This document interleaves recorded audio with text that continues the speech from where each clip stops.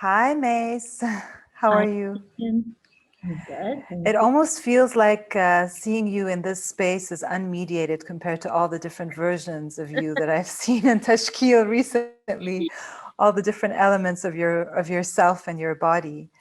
Um, I wanted to start by speaking of the entry point to the show and your work, which kind of revolves around the mouth and this idea of negative spaces. If you could speak a bit more about that here. For sure. Let me pull out a few visuals. I guess this is the least mediated. A lot of people have seen me in a while. I did a lot of the work that's in the show actually kind of like this.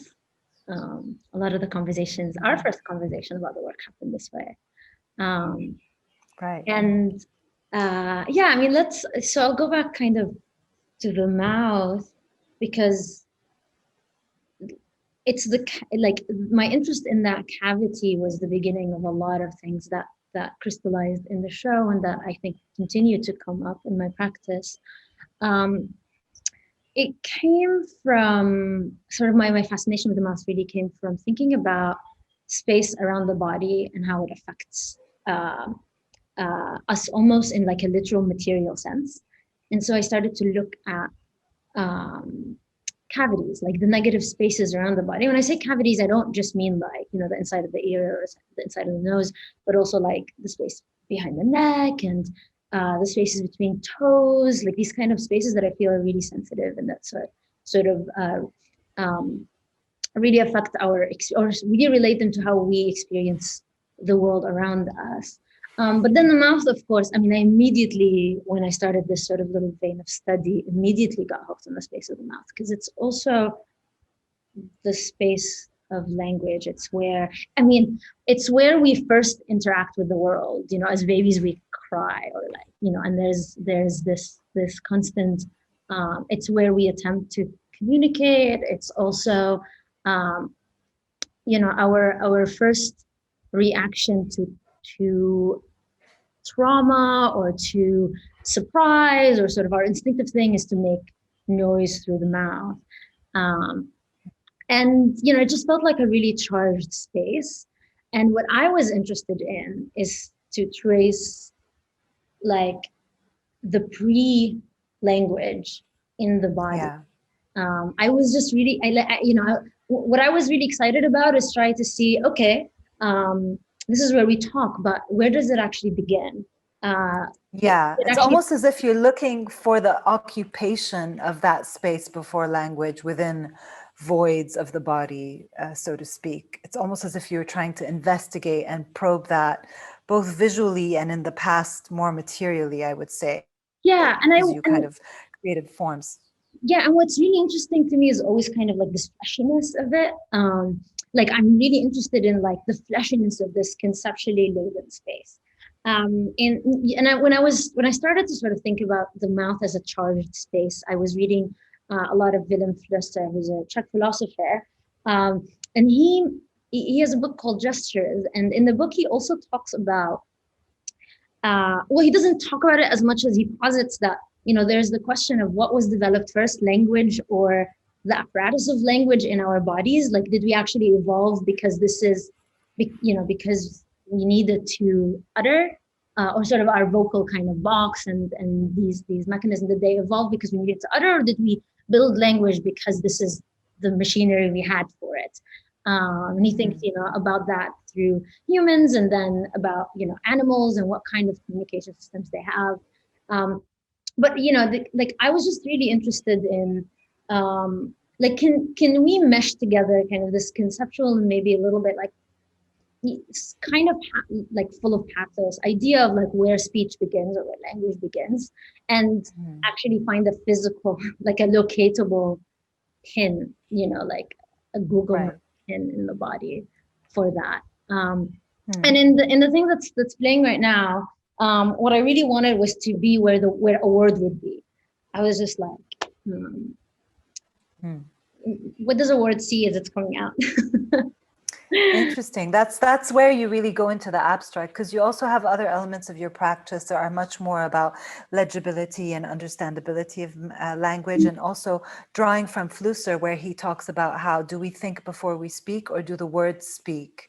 And I think that's also a very interesting element that you've integrated in different sections of your practice. But to return to the mouth and this fleshiness that's kind of visceral, but also very much abstract, or, there's an element of it that gets, I guess, tainted by light, which was intentional Mm. in the work that you did.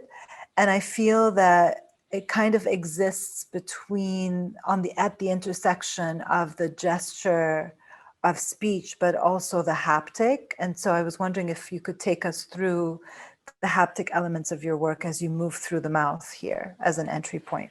Yeah, I mean, just to sort of go back to like the like the I guess the gestural element, and I guess that does tie into the haptic. But what I what I wanted to try at some point is to actually record a pre-speech.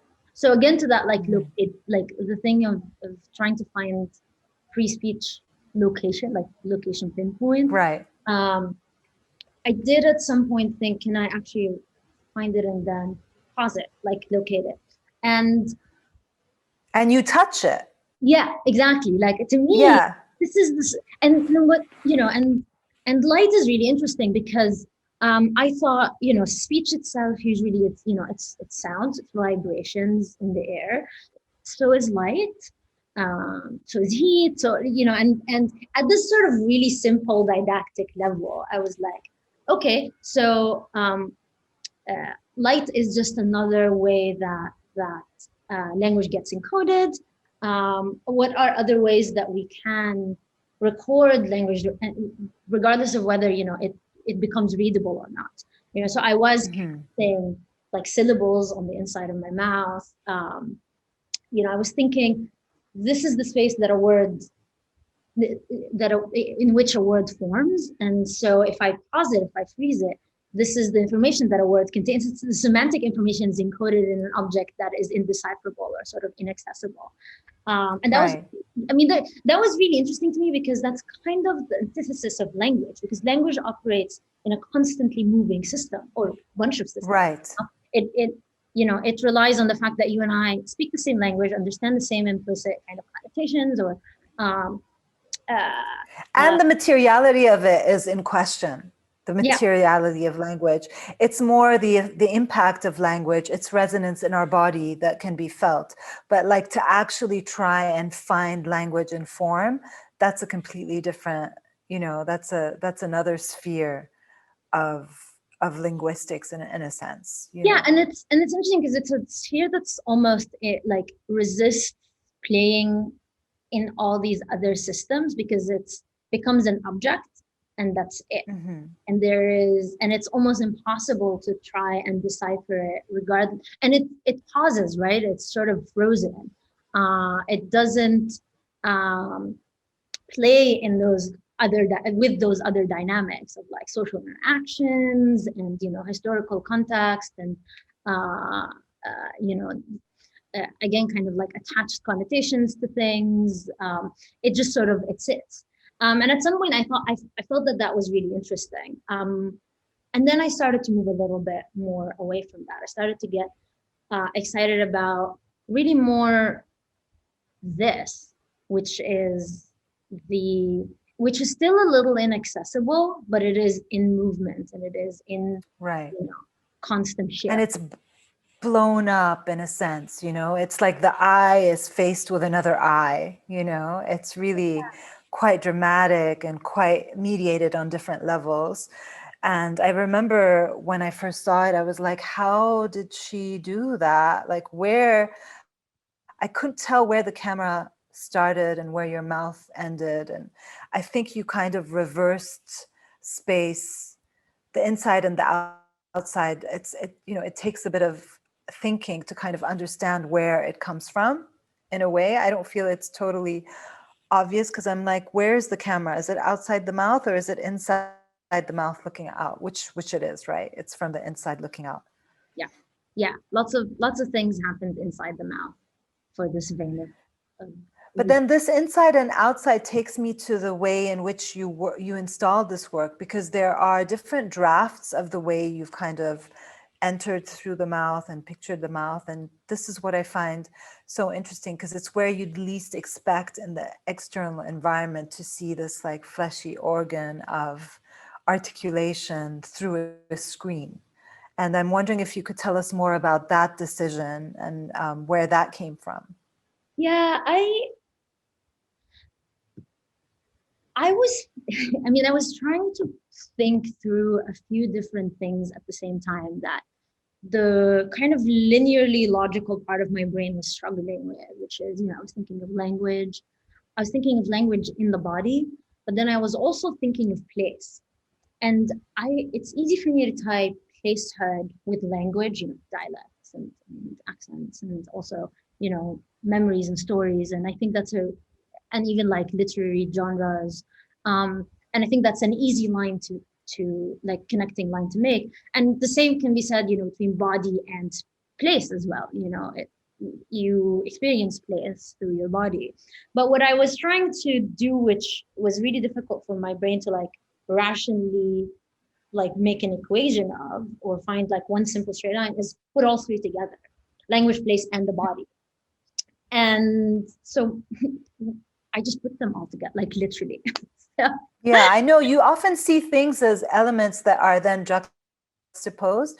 But what I find interesting from this is that there's so much of your work that deals with being from or of a place. There's a site specificity to the language. There's, you know, a great sensitivity to intonation. And yet this is a non-site. Like it's just a random sandpit. There is no signifier other than the mouth and the screen and inside it. There's no sense of what it could be. Is it part of a construction site?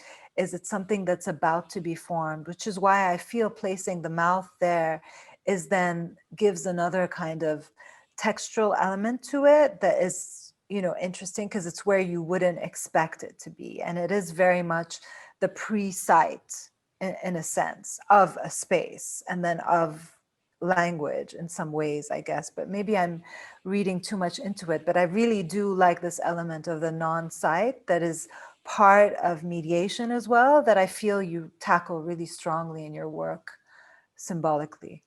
pre-site is really interesting because it makes me think of like pre-word, right? Which is what I say pre-word a lot, like in my studio, because to me that's a location. And so thinking of pre-site Mm-hmm. is really interesting. What I was focusing on in this piece is just the body, even with like the sandpit. Like it was one of these like initial, not initial, but sort of uh straightforward attempts at thinking of like almost abstract place and body. And to me, that video is not as abstract. I mean, it's a video of a conversation. The conversation was very specific, or a reenactment of a conversation. But its specific, but its specificity as a video becomes the fact that just like with all the other video pieces here, it's my body, and Right, uh, right. and it's my body, thinking of my body at distance, and Mm. and as in this space specifically as something that is in constantly attempting to bridge this, well, not bridge but cross distances.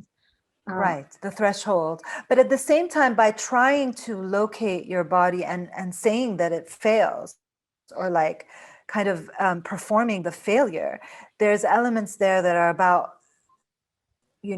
disembodied body, right? Because then you have a lot of your other work where you're looking, as you said, at the negative spaces, the in between the toes, or you have one of the works that I really like is where you have your feet in this doorway that can't be accessed because it's stuck. Like people will want to go in and they'll see this very seductive kind of blue light, but then it's just we can't go in. And there's almost the question for the viewer is, why is it even there? You know what I mean? And I think that's exactly what you're trying to do with those, sections of your feet, not even your calves, but just the feet in the doorway, nearby, and in the teleprompter as well. So again, creating another body from a machine in some sense, this Yeah, hybrid I, form.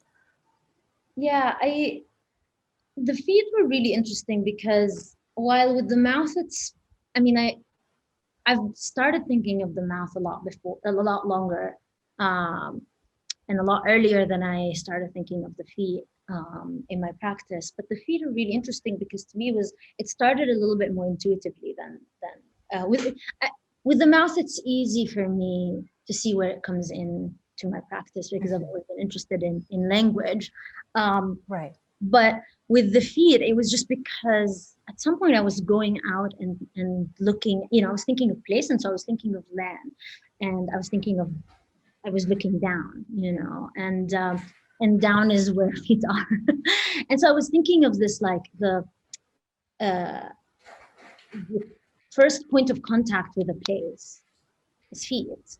Um, and I guess it's almost like, the first attempt at contact with the world outside is the mouth. It's screaming or it's crying or it's breathing, the first breath. The first point of contact with place is feet. Um, Right. and so you can hear like the crinkliness. Um, but Yeah, I love this work. I've thought a lot um, about feet visually rather than sort of in this like rational kind of linear way. But what it is um, it's both the thing that is meant to give you the most unmediated touch to place, and at the same time, it never is actually unmediated. We're always wearing shoes, or we're always, Right. I don't know how many floors above, or etc. And so this is one of a series of videos that I took kind of going around the city and just touching or attempting to touch different surfaces. Yeah, and I'm interested in this sense of the artificial boundary that kind of manifests in this work. And in a way, it made me laugh because, in a way, it's so Dubai, it's like there's this sense of greenery underneath stone, or like what could look like petals or whatever is that, but it's actually just a green plastic sheet, in fact. And you kind of experimenting with that kind of boundary and being so close and yet not accessing what's underneath, which I found, again, similar to seeing those feet and not being able to enter. It's like you always leave the viewer at the threshold of entry, even through the mouth, even because how deep can you go, actually? There's this technological probing that takes place in your work, but there's also this barrier that's always there, and it comes through mediation, and it's not always digital. Often it's also material or Yeah. technological. And with that piece inside kind of like the ajar door, the little slit in the wall, I really was thinking of that. I was thinking of um, kind of what like spaces or places you are completely aware of with your body, um, but find them inaccessible, or your body has no access. And I had this corner in the gallery room, and I knew I wanted to do something with the light. I knew I wanted to do something um, with the architecture of the space, and I had multiple different kind of ideas, but that doorway it was once I was in the space and realized that door is there.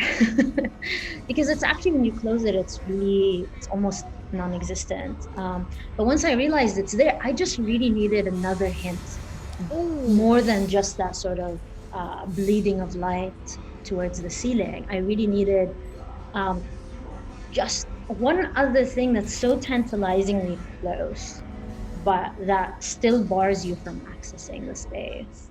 Um, yeah. Which basically leads me to the question, what does it feel like for you for the ground not to entirely hold you? or the sense that you don't recognize your own image. Because what I'm getting from the feet is a very kind of strange familiarity, but also this uncanny sense of estrangedness, which, you know, if that existed as a term. But this idea of stepping outside of yourself for a day and wondering what it would be like to be you, you know? Yeah. It that that's a thing. That's an experience that comes a lot when I'm, or that sort of started that series of videos with the feet, um, where you think of like you start to really feel like you're outside of your own skin, um, Hmm. and sometimes it feels like um, it's a little different depending on where I am. Almost literally, like where I am in the world, and for a while, it really felt like a lack of substance, or like lacking Hmm. substance in a sense. I did spend a lot of time thinking about my image projections, um, and what sort of alters my image, um, or how does my image alter things, and Mm-hmm. I was interested in the term stateless, um, again in this sort of really funny almost didactic sense, where it's like, what do you mean stateless? Nothing in the world is stateless. We have three states. It's Right. solid, liquid, or gas, and nothing is stateless. Right. um, Mm.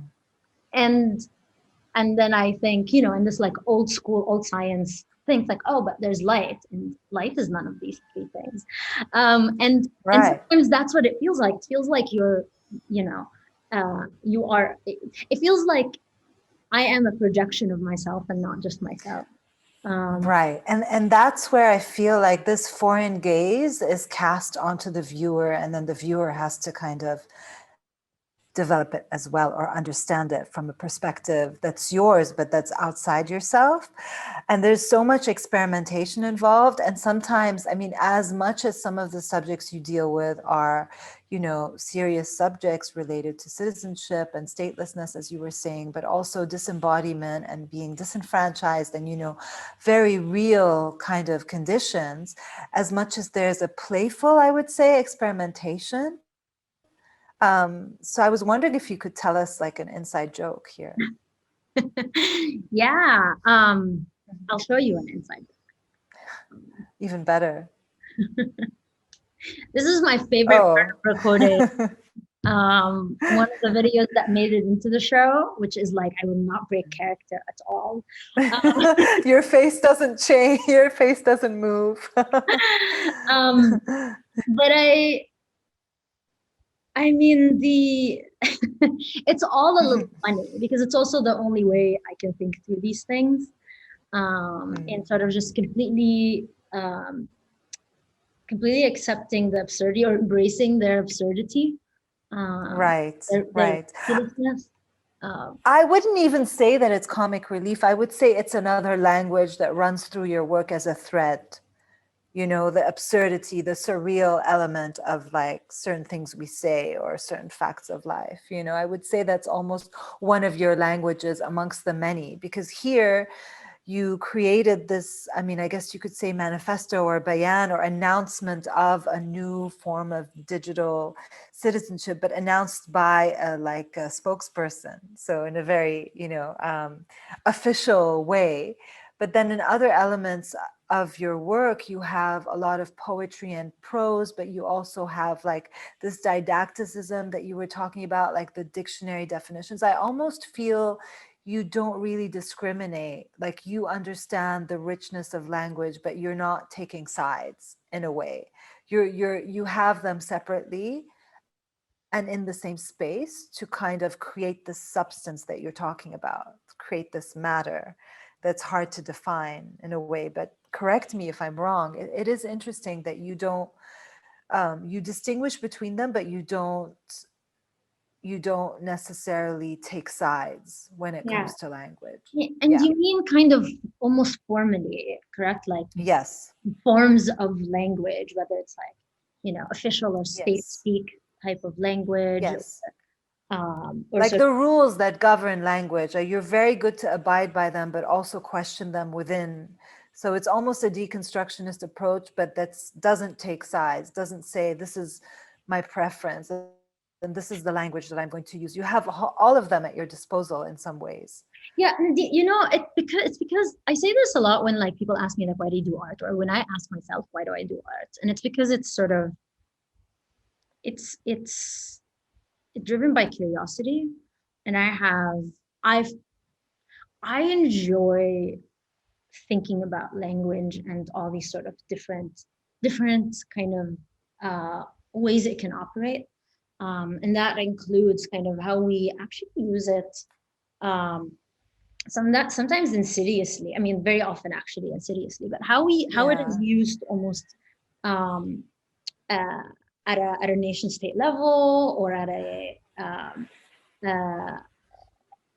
mass power dynamic affect level, but also Yeah.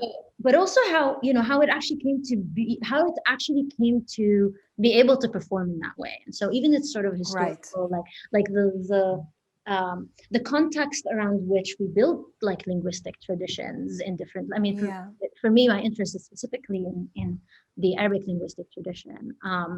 And so that's also really really exciting to me, but all of it really comes from first and foremost being interested in poetry, and in kind of language as a tool of expression or artistic expression almost. As a side note, I literally just watched a film last night. It's a 15-minute film. It's by John Smith. It's called Citadel, and it just takes the public announcements of Boris Johnson against the facade of certain elements of London. You need to watch it, and also looks inside people's homes, and just you can see the radical, just incomprehensibility of these announcements surrounding the coronavirus and how they changed from month to month and all the contradictions inherent. And also the filmmaker was just, gave us a very flat cityscape, but that kept changing during the day with the light. And also manipulated the sound a little bit to make it like warped or echo or just to kind of designate, but there's no spokesperson like in yours, but it kind of highlighted that absurdity that you're talking about. And experiencing such an extreme situation as the world is now, it's interesting to go back to rhetoric and to go back to state speak and to look at what's happening there and how, I mean, it doesn't make sense, and how brilliant George Orwell was with 1984, like all these things. There's definitely a history to them, but they get magnified in situations like the right of return, like this problem with citizenship, which and refugees, and when are you granted asylum, and what is it that you need to kind of say in order to be admitted. And I think Hiwa K also deals with this in Jamil Art Center Mm. in a remarkable work. So I think, but what is interesting about going back to your work about this performance is I can't recognize you in some ways. And that goes back to the saying is that you have all these selves that are performed through different languages that become different, different projections of you.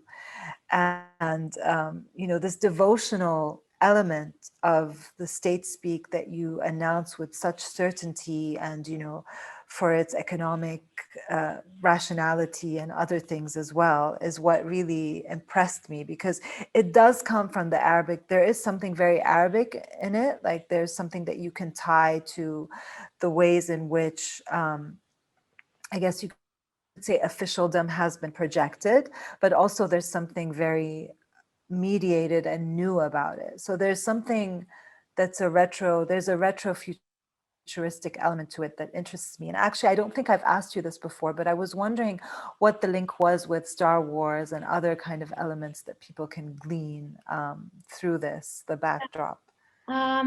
Should we play the video and then dive into it a little Oh, more, sure. talk about Yeah. kind of Yeah. rituals? Sure.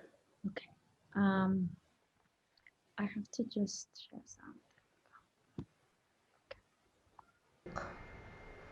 ونعيد ونكرر أننا هنا وفي ظل شجر ونخل وفد قبلنا ندعو جميع الوفود المقيمة للاطمئنان ونؤكد للبقية دوام الامتنان ونطمئنهم بأننا اليوم جميعا هنا وفدنا لنقيم هنا وسنعمل معا من هنا. So this piece was done in collaboration with Mariam Dabbagh, who is a writer, and it was written originally in Arabic. And you know, we were thinking about terms we use to define kind of um, political subjects in Arabic and their relationship to place.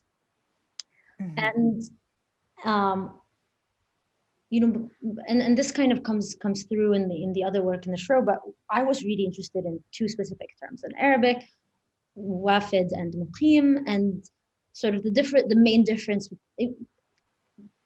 the demographic they have described at different periods overlaps. It's not completely the same, but it overlaps. And um, the main difference between them is that one literally means to flow into, so to immigrate, and the other is to reside, so a resident.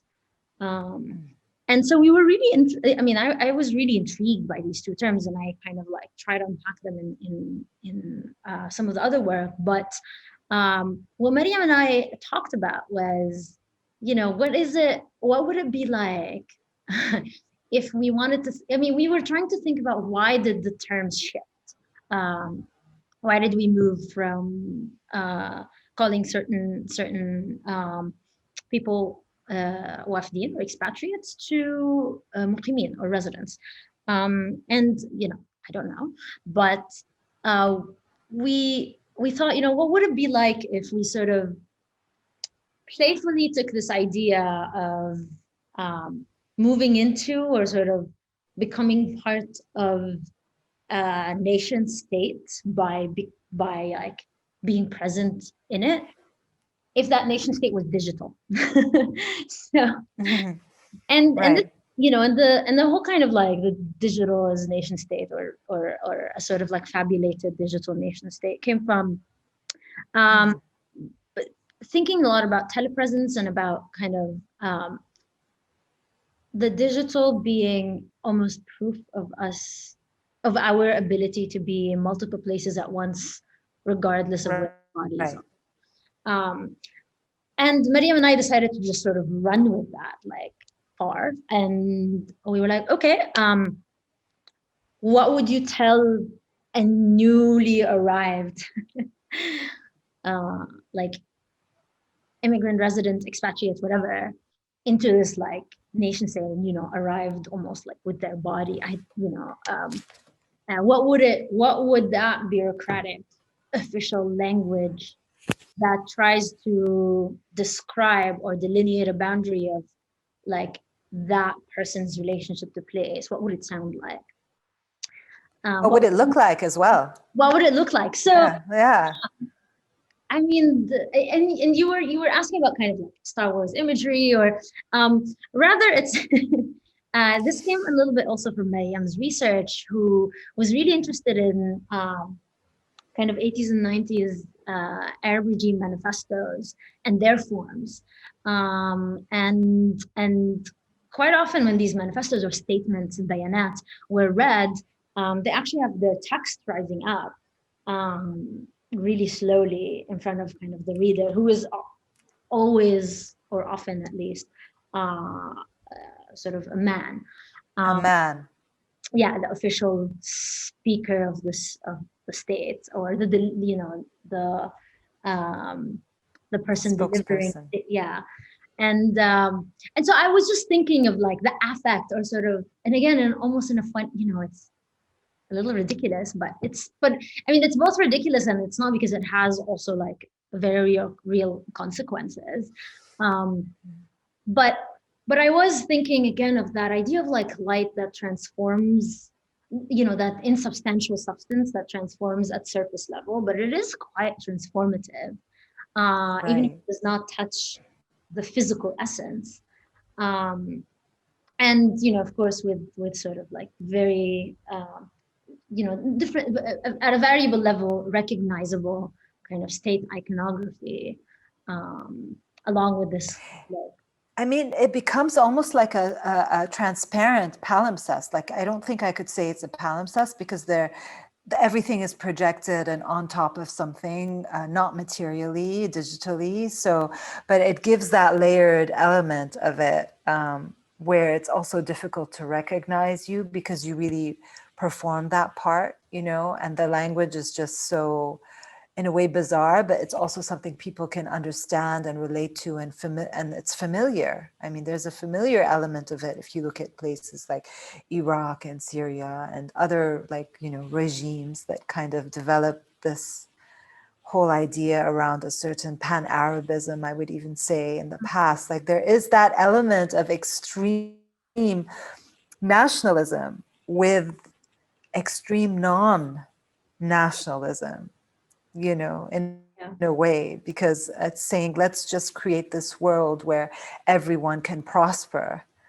It sounds so like, yeah, why didn't we think of that, kind of thing. yeah. But it's really interesting because that work in the space, I mean, it's really exciting to me because that work in the space is bracketed by two pieces that kind of, Yes, I wanted to ask you about how would you compare it to the other works? yeah, where you're looking at the definitions or like the ideas behind expat and resident a bit more kind of critically. Yeah, but what this does is, and we'll look at the two other pieces now. But what this does is it takes these two terms and puts them together, sometimes in a way that like contradicts itself, and otherwise that in a way that feels like a really weird assemblage of both terms. But also in other times it um, really plays on all the different derivations of the root of these words. And so yeah, so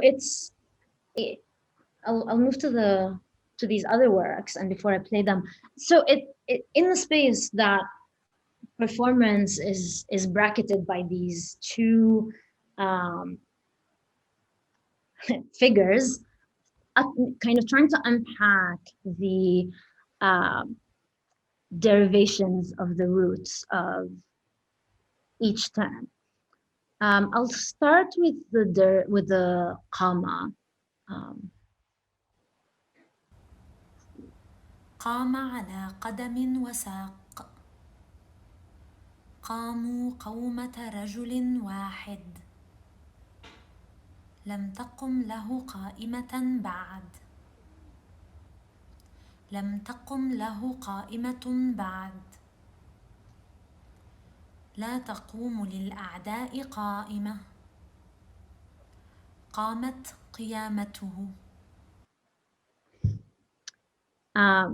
And so, that's just a small section of a much longer, I think maybe 6 pages of the dictionary goes into the different derivations of the root of the word resident. وفد يفد وفود وفاد على إلى على إلى على إلى على. And these pieces where I really was thinking of language very differently than in the piece that is in the space in the middle between them, because I really was thinking of almost language as an additive sculpture, in a sense. I was thinking of how we have a three-lettered root in Arabic, and then from that three-lettered root, we start to build. You add letters, you shuffle some things, you add prefixes and suffixes, but they're all, um, and there are two different ways to do that, and some are, a non-augmented derivation does not add any semantic meaning, but the word for resident actually goes through a different process of derivation, which is augmented derivation. So there is actually a layering of uh, semantic information that happens between the root and arriving at the word resident that to me feels like um, additive sculpture, really, like you're adding things onto something. And it's always in a way that you're able to trace it back to its root. And so I was really interested in the form of language here, in the way that it sort of becomes a little malleable or sculptural with intention, or with like intention. Which almost manifests in the final form of the work, where you use this 3D camera to kind of render yourself in a very globular.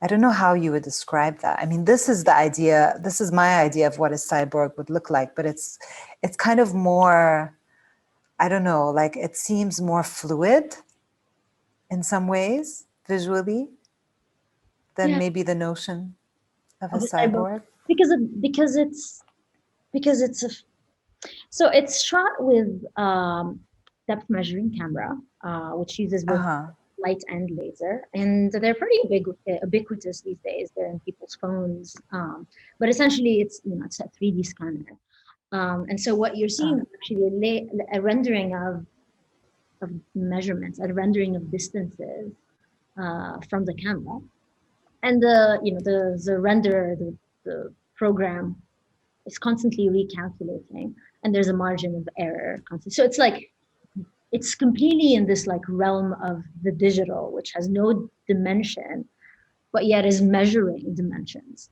And so it's constantly shifting, it's constantly recalculating, and it's constantly like it's in constant flux.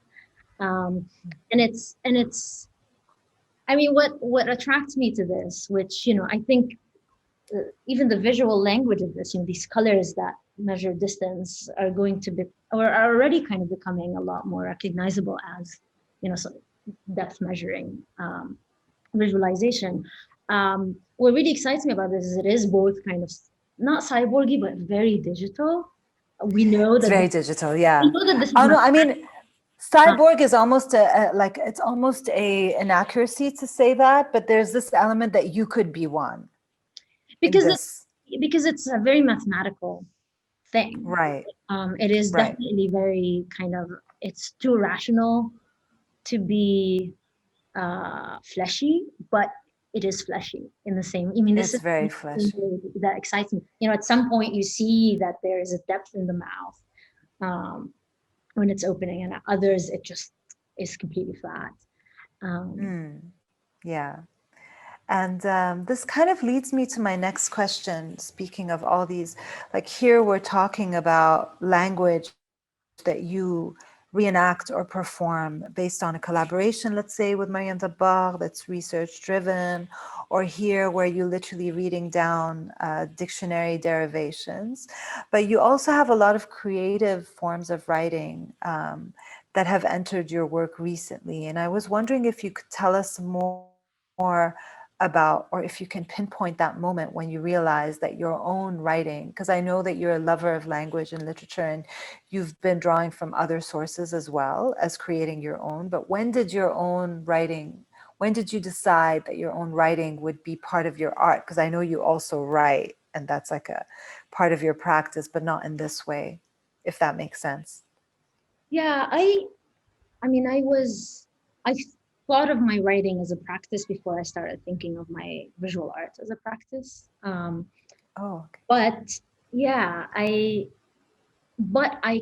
never brought them together as much as I started to do more recently, in the last couple of years. But before I was able to do that, I had to put someone else's writing in my work. And so there was a moment a few years ago where I knew I needed my interest in language to be a bit more specific in my work. And I started by thinking about, literature broadly, but also thinking about literary genres. Okay, I'll just let this play. So I started by thinking about the literary genres as type of books. You know, exiled literature versus literature from within places. Palestinian resistance literature is literally defined as um, وخليك poetry or في البحر production والحال. from the place. لم تبكني، مسحت دمعها، علها عندما عانقتني. Okay, I think that was just a quick thing. And this was a non-Arabic audience, right? Because you had translation there. This was mostly a non-Arabic audience. And I remember, and I spoke about this piece before, but almost everyone that didn't speak Arabic kind of completely neglected the reading the translation. I mean, I did make it hard. I was thinking of accessibility and legibility, and that's, the space in which translation sits, and we often neglect. And that was when actually it was that vein of work that got me to first start to put my own words into my art pieces. Thinking about, but again, still with an obscurity element, which is very different from what you're doing now. Yeah. I definitely, and I was in a very different place in my practice, and I also was in a very different place, like geographically. I did these while I was at grad school in the US, and it's very frustrating trying to talk about something that is not contextual. I was just thinking about Arabic language. I was thinking about Arabic poetry, and it was, this came from trying to figure out what is something that I'm interested in that I can actually have meaningful conversation with those who are around me on. And it was translation. I was really thinking about translation in like a much broader sense. So this is the first time I put my words out of the page, basically. I had these little vignettes that were very much about placehood, but I felt really nervous about putting them out there. And so, almost this like mediation of readability, kind of making it hard to read was one way to be like, just take a second before you take my words completely at face value. But I'm somewhere very different now, and I'm, I've learned to give my own words credit. I write cumulatively. I'm constantly kind of building up notes and little like vignettes and small pieces of prose, and one of the pieces in the show, I don't know if I should be quiet when we're playing it. Maybe I'll pause. Yeah, here we're talking more about aggregation of text, right? That you had worked over a long period of time. Did you see it as being one form, or was it something that you were working on continuously that was like fragmented? I mean, it doesn't read it as fragmented at all, but I know this about your process, and I know this is one of the works that you had been really working on for a while in terms of writing it. Yeah, I don't know if I had a very clear intention for any of the writing that I did over the past year, rather than I just knew that it will go somewhere at some point. And so I have countless, files and notes with very different voices almost. And what happened, I come to a point where, okay, I have spent a year thinking about these three things. And in thinking about these three things, I've accumulated all this material. And then and it's not exactly stitching, and it's rather kind of massaging things in together. And there will be, and they're, and I don't work in one language and then go back to the other. They kind of, um, it's a lot more, it's a lot closer to code switching in speech, because I'll have a line, and because I write them for myself in that initial stage, in that accumulative process, and then they come, and then I'll I'll think about visuals that I've also accumulated, because also even the visual part of the videos are cumulative in that sense. There's Right. things I was interested in, I was thinking about, and so I'll collect these like little material studies in one way, or video notes, and then I've got, and it's a lot. It's not a very linear process of putting them together. It's not a linear process of writing them, and it's also not. Um, it's just I've got these files together, and it's a little bit like a very messy desk, except it's on my screen, and then it's playing kind of matchmaker between things, and then It definitely reads as polyvocal, and I would say that writing is never linear, but obviously writing to be published in a certain form is very different from writing a poem where you're kind of breaking all the rules, and that's, you know, that's the essence of the work in some ways. But here I would say there are a lot of different voices, as you said, which is actually the mark of a true poet in some ways. And yeah, I mean, there's a lot in terms of the textural elements and the colors, but also the voices that you have in there, which sometimes are computer voices, you know, which kind of leads me to this idea of color and how your color is coded based on the digital sphere in so many ways. Yeah. What yeah, is it about the blue? yeah, I've gotten that question a lot during the show, because you enter the space and this is what the space looks like. It's very, very blue. Um, and with like little hints of magenta. And and even though I also have, you know, once you're in the other spaces, there's also a lot of green, but the question is always why blue?